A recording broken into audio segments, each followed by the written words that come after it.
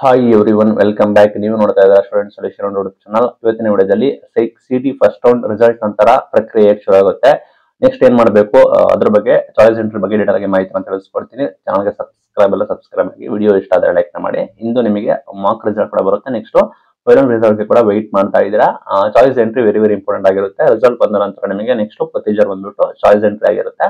ಅದನ್ನು ಕೂಡ ನಾವು 4ನೇ ತಾರೀಕಿನಿಂದ ನಾವು ಅನೌನ್ಸ್ಮೆಂಟ್ ಮಾಡ್ತೀವಿ ಅಂತ ಹೇಳಿ ಘೋಷಣೆ ಮಾಡಿದರೆ, ಈ 4 ಚಾಯ್ಸ್ಗಳು ಕೂಡ ಇರ್ತವೆ. 4 ಚಾಯ್ಸ್ಗಳನ್ನ ನೀವು ಅಪ್ಲೈ ಮಾಡಬೇಕಾಗುತ್ತೆ. ಅದರಲ್ಲಿ ಚಾಯ್ಸಸ್ ಅಲ್ಲಿ ಏನಾದ್ರು ನಿಯಮಗಳನ್ನ ತರ್ತೀವಿ ಅಂತ ಹೇಳಿದ್ದಾರೆ, ತಂದ್ರೆ ಮಾಹಿತಿ ಗೊತ್ತಾಗುತ್ತೆ. ಚಾಯ್ಸ್ 1 ಆಗಿರುತ್ತೆ, ಅಸೆಪ್ಟ್ ಸೀಟ್. ಸಿಕ್ಕಿರೋ ಸೀಟ್ ನನಗೆ ಸ್ಯಾಟಿಸ್ಫೈ ಆಗಿದೆ, ನಾನು ಒಪ್ಕೊಂಡಿದ್ದೀನಿ. ಬೇರೆ ಯಾವ್ದು ರೌಂಡ್ ಗಳಿಗೆ ನಾನು ಹೋಗೋದಿಲ್ಲ, ಬೇರೆ ರೌಂಡ್ ಆಗೋದಿಲ್ಲ. ಅಡ್ಮಿಷನ್ ಫೀಸ್ ಪೇಮೆಂಟ್ ಮಾಡ್ತೀನಿ, ಅಡ್ಮಿಷನ್ ಡೆವಲಪ್ ಮಾಡ್ಕೊಳ್ತೀನಿ, ಕಾಲೇಜ್ಗೆ ಹೋಗಿ ಅಡ್ಮಿಷನ್ ಆಗ್ತೀನಿ ಅನ್ನೋದಿದ್ರೆ ಚಾಯ್ಸ್ 1 ನೀವು ಆಯ್ಕೆ ಮಾಡಬೇಕು. ಆಯ್ತಾ? ಲೈಕ್ ಸೇಮ್ ಪ್ರೊಸೆಸ್, ಲಾಗಿನ್ ಆಗಿ ನೀವು ನಿಮ್ಮ ಚಾಯ್ಸ್ ಕೂಡ ಆಯ್ಕೆ ಮಾಡ್ತೀರಾ.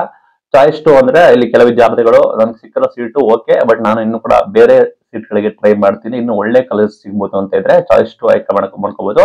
ಚಾಯ್ಸ್ 2 ಆಯ್ಕೆ ಮಾಡಿದ್ರೆ ನೀವು ತಾತ್ಕಾಲಿಕವಾಗಿ ನಾನು ಒಪ್ಪಿಗೆ ಕೊಟ್ಟಿದ್ದೀನಿ, ನೆಕ್ಸ್ಟ್ ರೌಂಡ್ಗೆ ನಾನು ಕೂಡ ಪಾರ್ಟಿಸಿಪೇಟ್ ಕೂಡ ಮಾಡ್ತೀನಿ ಅಂತ ಹೇಳ್ಬೋದು.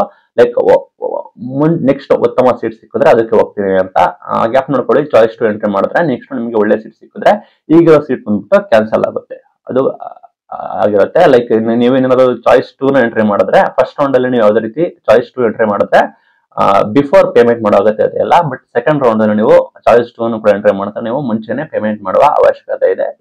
ಇದು ರೂಲ್ಸ್ ಕೂಡ ಇದೆ, ಅದು ಕೂಡ ನೀವು ಗ್ಯಾಪ್ ನೋಡ್ಕೊಳ್ಬೇಕಾಗುತ್ತೆ. ಚಾಯ್ಸ್ 3 ಅಂದ್ರೆ ಸಿಕ್ಕಿರೋ ಸೀಟ್ ಬೇಡ, ಚೆನ್ನಾಗಿಲ್ಲ, ನನಗೆ ಸ್ಯಾಟಿಸ್ಫೈ ಇಲ್ಲ, ಈ ಸಿಕ್ಕಿರೋ ಸೀಟ್ ನ ತಿರಸ್ಕಾರ ಮಾಡ್ಕೊಂಡು ನಾನು ನೆಕ್ಸ್ಟ್ ರೌಂಡ್ಗೆ ಹೋಗ್ತೀನಿ, ಮುಂದಿನ ಸುತ್ತಿಗೆ ಹೋಗಿ ಅಟೆಂಡ್ ಮಾಡ್ತೀನಿ ಅಂತ ಇದ್ರೆ ನೀವು ಕೂಡ ಚಾಯ್ಸ್ 3 ಕೂಡ ಎಂಟ್ರಿ ಮಾಡಬಹುದು. ಲೈಕ್ ಪ್ರಸ್ತುತ ಸಿಕ್ಕಿರೋ ಸೀಟ್ ನನಗೆ ಇಷ್ಟ ಇಲ್ಲ, ಅದನ್ನ ಕೈ ಬಿಟ್ಟು ನಾನು ಮುಂದೆ ಹೋಗ್ತೀನಿ ನಮಗೆ ಅಂತ ಹೇಳಿ ನೀವು ಚಾಯ್ಸ್ 3 ಎಂಟ್ರಿ ಮಾಡಬಹುದು. ಲೈಕ್ ಚಾಯ್ಸ್ 4 ಆದ್ರೆ ನಾನು ಸೀಟ್ ಅಲಾಟ್ಮೆಂಟ್ ಗೆ ಇಷ್ಟ ಇಲ್ಲ, ನಾನು ಬೇರೆ ಏನಾದ್ರು ನೋಡ್ಕೊಳ್ತೀನಿ, ಬೇರೆ ಇದಕ್ಕೆ ಹೋಗ್ತೀನಿ ಅಂತ ಇದ್ರೆ ಚಾಯ್ಸ್ 4 ಅಂತ ಇರುತ್ತೆ, ಅದನ್ನ ನೀವು ಆಯ್ಕೆ ಮಾಡಬೇಕಾಗುತ್ತೆ. ಇದು ವೆರಿ ಇಂಪಾರ್ಟೆಂಟ್. ಈ ಚಾಯ್ಸಸ್ ಅಲ್ಲಿ ನಾವು ಮೇಜರ್ ಚೇಂಜಸ್ ನ ತರ್ತೀವಿ ಅಂತ ಹೇಳಿದ್ದಾರೆ, ನೋಡೋಣ ತರ್ತಾರ ಅಂತ. ನೀವು ಯಾವ್ದನ್ನ ಆಯ್ಕೆ ಮಾಡಬೇಕು, ನಿಮ್ಮ ಚಾಯ್ಸಸ್ ಏನಾಗಿರ್ಬೇಕಂದ್ರೆ ಸಿಕ್ಕಿರೋ ಸೀಟ್ ಇಷ್ಟ ಆಗಿ ನಾನು ಅಡ್ಮಿಷನ್ ಆಗ್ತೀನಿ ಅಂತ ಹೇಳಿದ್ರೆ ಚಾಯ್ಸ್ 1 ಎಂಟ್ರಿ ಮಾಡಿ. ಸಿಕ್ಕಿರೋ ಸೀಟ್ ಓಕೆ, ನಾನು ಇನ್ನು ಒಳ್ಳೆ ಸೀಟ್ ನ ಎಕ್ಸ್ಪೆಕ್ಟ್ ಕೂಡ ಮಾಡ್ತೀನಿ ಅಂತ ಹೇಳಿದ್ರೆ ಚಾಯ್ಸ್ 2 ನ ಮಾಡಿ.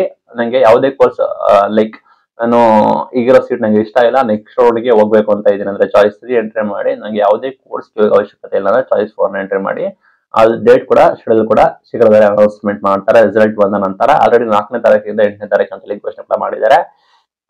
ಅಂತಿಮ ದಿನಾಂಕಗಳ ಬಗ್ಗೆ ವಿವರಣೆ ಕೊಡ್ತಾರೆ, ಅದನ್ನು ಕೂಡ ಚೆಕ್ ಮಾಡ್ಕೊಳ್ಳಿ. ಫೀಸ್ ಪೇಮೆಂಟ್ ಮಾಡ್ತೀನಿ, ರಿಪೋರ್ಟ್ ಮಾಡ್ತೀನಿ ಅಂದ್ರೆ ಡೇಟ್ ಕೂಡ ಇಂಪಾರ್ಟೆಂಟ್ ಆಗಿರುತ್ತೆ, ಅದನ್ನು ಚೆಕ್ ಮಾಡ್ಕೊಳ್ಳಿ. ಕೆ ವೆಬ್ಸೈಟ್ ನ ನೀವು ಡೈಲಿ ಫಾಲೋ ಅಪ್ ಮಾಡಬೇಕಾಗುತ್ತೆ. ಜಾಸ್ತಿ ಮಿಸ್ಟೇಕ್ಸ್ ಕೂಡ ಮಾಡಬೇಡಿ. ಸಮಯಕ್ಕೆ ಸರಿಯಾಗಿ ನೀವು ಎಂಟ್ರಿ ಕೂಡ ಮಾಡಿ. ತಪ್ಪು ಆಯ್ಕೆಗಳನ್ನ ಮಾಡಿದ್ರೆ ನಿಮ್ಮ ಭವಿಷ್ಯಕ್ಕೆ ತೊಂದರೆ